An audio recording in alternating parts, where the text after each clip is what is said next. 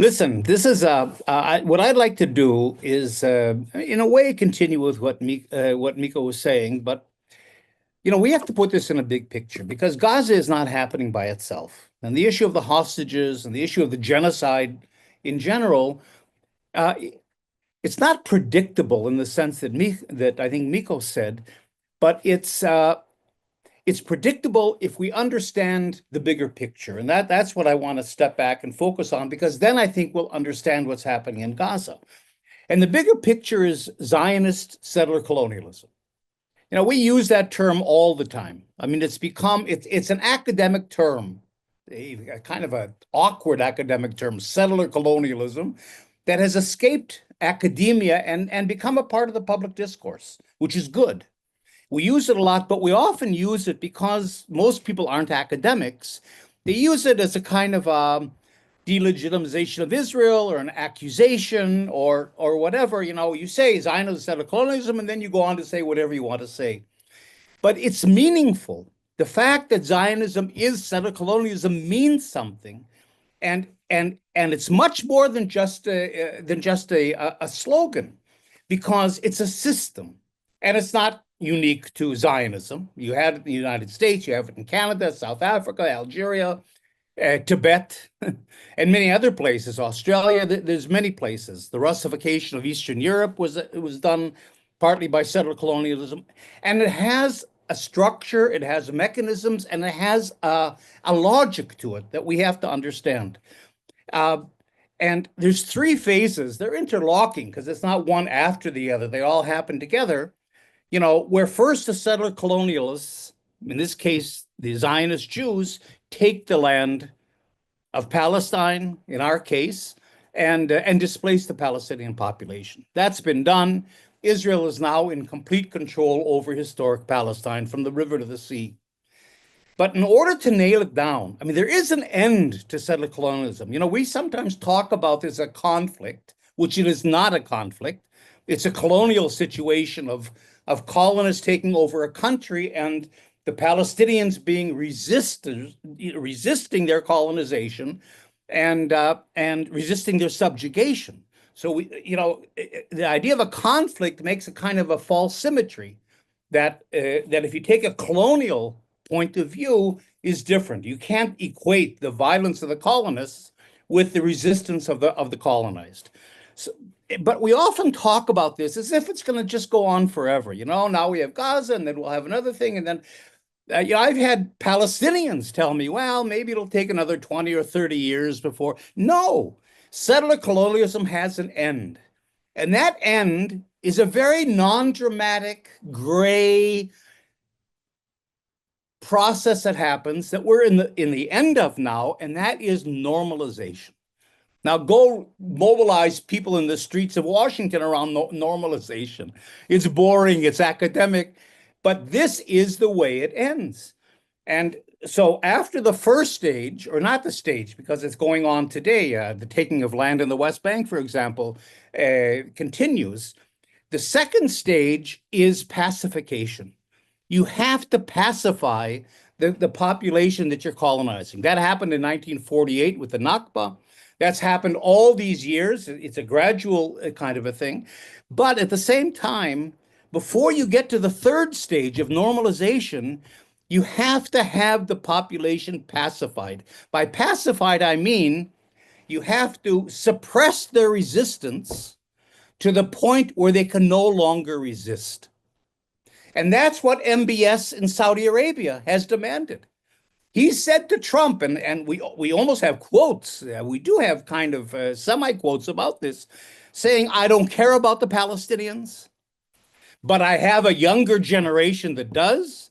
And so I need, before I join the Abraham Accords, and I become a key player, me, MBS in Saudi Arabia, in the normalization process, and we end this whole thing with an Israeli apartheid regime legitimized by Saudi Arabia and the Arab governments through the Abraham Accords, I need industrial quiet.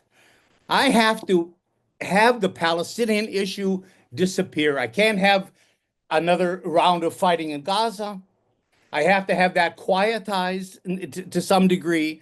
And I have to have the West Bank quietized. And that is the campaign Israel's engaged in now.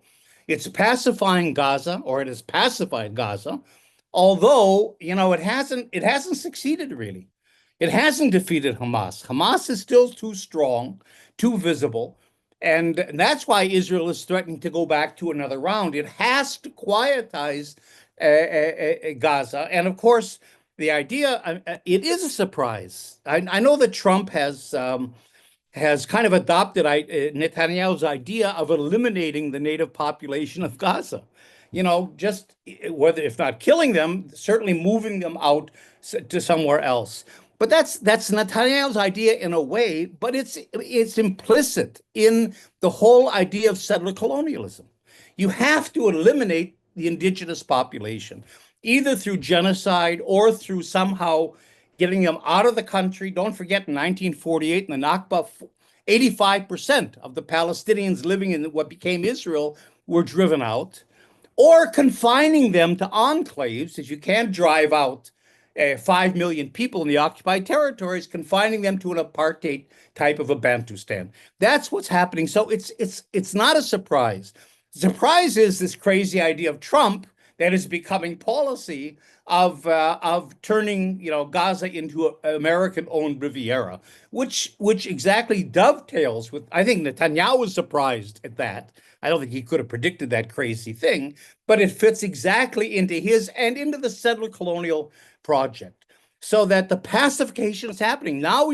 The Israeli government is talking in terms of Gazifying. We're Gazifying the West Bank. We're applying the lessons we learned in Gaza to the West Bank. 40,000 Palestinians have been displaced from their homes in the refugee camps in the north. And now we're going to repeat the 2002 attack on the entire West Bank that Sharon did. So that this is the pacification campaign. And that's why we have to put it in this broader context. We can't see it as just something that's happening now, and maybe we can end it, and maybe we can switch hostages. It's not that little thing. It's a part of a bigger process of actually Israel successfully completing its settler colonial project.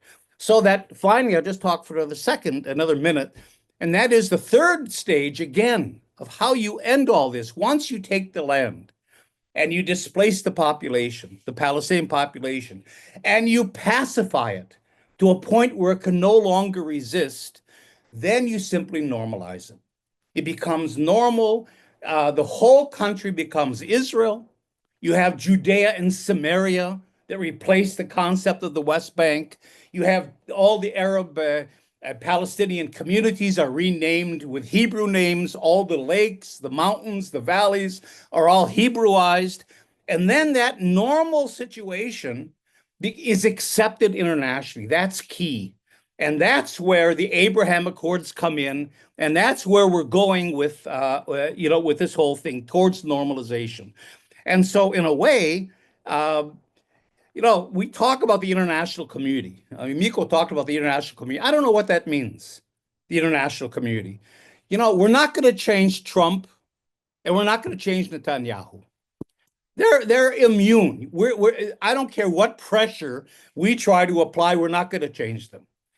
Their alternative, which is the BRICS countries, the BRICS of the global South, you would think would be in favor of the Palestinians, would be the ones we could go to and harness them towards countering the American, Israeli, and European kind of an axis. But look at BRICS. Where's China? China's been quiet throughout this whole thing. Israel is the number 2 or 3 largest arms exporter to China. China's building the port in Haifa today. China's building the subway in Tel Aviv. So this whole alternative to the United States and Europe, which could be BRICS, is pro-Israel basically and doesn't care about the Palestinians. India, Modi loves Netanyahu. The Indian Hinduism takes Zionism as its political model. So, and now what's happened? The Emirates, Egypt, Saudi Arabia have all joined BRICS. So now we've got the same the same actors, in so-called opposite camps. What does that all mean? So I don't know what the international community means. From my point of view, and I'll say this really clearly, it all depends on whether we can get somehow pressure put on the Arab regimes not to cooperate with this. We blame Trump, we blame Netanyahu, we blame everybody else, international. No, they're doing what they're supposed to be doing. You know, who isn't doing what they're supposed to be doing are the Arab governments, all of them that are normalizing.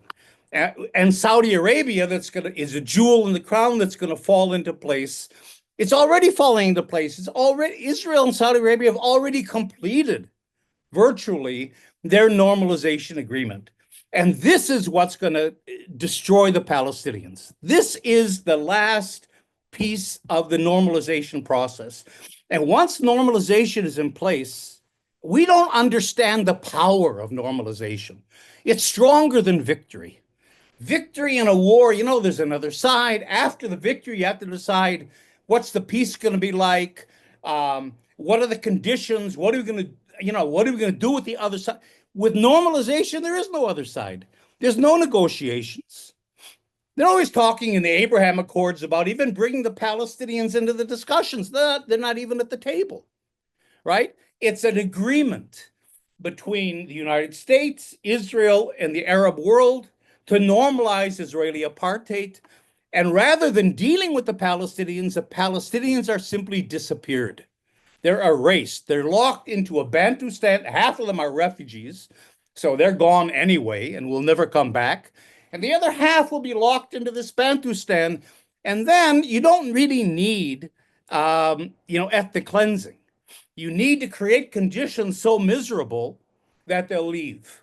And then what the United States will help do with Europe and other liberal countries is they'll begin to open their doors to Palestinian refugees, Palestinians that need a better life. We're already hearing that language, and it'll be this voluntary transfer. That's the term that Israel is using. So it's ethnic cleansing, but under the guise of humanitarian kind of aid. So this is, I think, where we are. We're in the 89th moment. That's a soccer term. In American terms, we're in the bottom of the ninth, and normalization is about to happen. This is urgent. I'm part of the Israeli Committee Against House Demolitions. I'm also part of a Palestinian-led organization called the One Democratic State Campaign, and we're about to launch now. It's late, but we're about to launch what we're calling a campaign against normalizing Israeli apartheid. And that's what we're talking about. And this should be at the top of our agenda. So what I'm saying is Gaza obviously demands our attention and our compassion and what's happening to the people of Gaza and also to the West Bank. Of course, of course, of course. But it's within a larger picture. And unless we deal with this larger picture of normalization, and unless we find ways to counter that, and I think pressure on Arab countries might be a way to do that, Israel's going to win. And winning means, again, that it's apartheid regime is normalized. And again, after normalization, there's no more political space. Palestinians can come up and say, well, wait, what about our national rights? We're locked into a Bantustan on 15% of our country. What about? The answer is, what do you mean? It's normalized. It's over. We've agreed already. You see, and we've moved on to other issues. You disappear the entire Palestinian issue, and that's the real danger facing us. And I think simply Gaza is a part of that pacification process that's leading us right now to normalization.